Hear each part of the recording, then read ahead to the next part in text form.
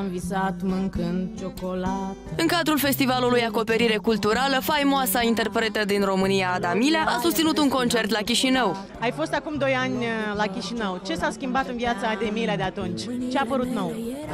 Vai, au apărut o mulțime de lucruri noi. Cel mai nou e faptul că joc după vreo 8 ani de zile din nou teatru, un personaj, 2, de fapt mai multe. Sunt frica cuiva și frica aia devine om în funcție de oameni de care îi e frică cuiva. Și la fiecare facem o urare, din cine nu ne așteaptă, rupem o bucată. Cu secera în mână și ciocanul, împărțim ciolanul, îl împărțim tot anul.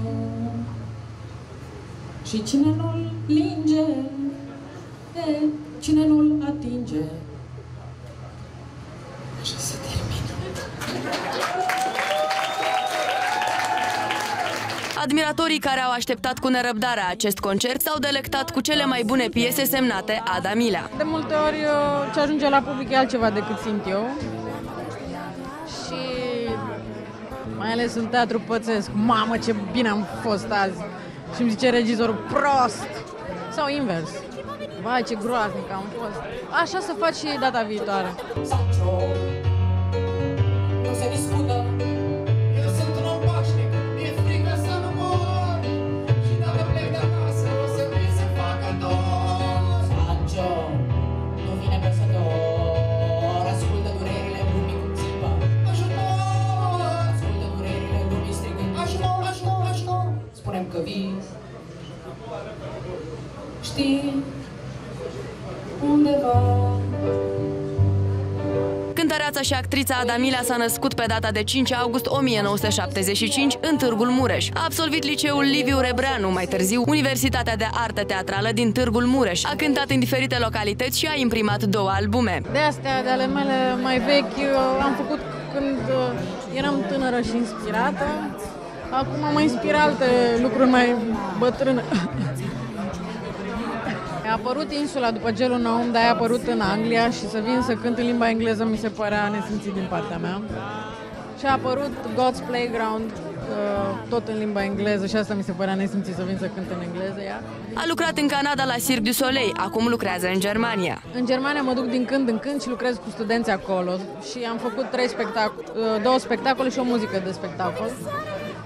Am făcut concert după Don Quixote cu 6 Sancho Panza în engleză și am făcut Apolodor în germană, povestea unui pinguin care pleacă să-și caute frații și joacă și acum ăștia una într-una. Îi recunosc copii pe stradă, țipă după ei, uite pinguinul, uite pinguinul.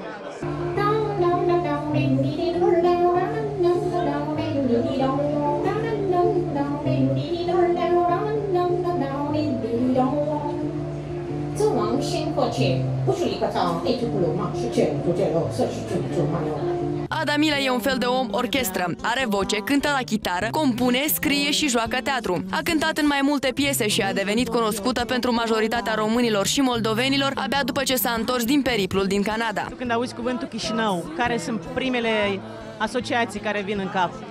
Locuri frumoase și drumuri proaste. Și oameni foarte calzi și simpatici. Ia uitați-vă la ea. Afară nu mai ninge cu zăpadă, ci fulgi de lapte încep să cadă. Frișcai pe copaci grămadă, dar asta nu-i zăpadă. Fiecare linge ce poate, sunt pline cu smântână toate. Ninge într-una cu lactate, îmi place. Îmi place deșteptarea la jurnalul Cum. Așa.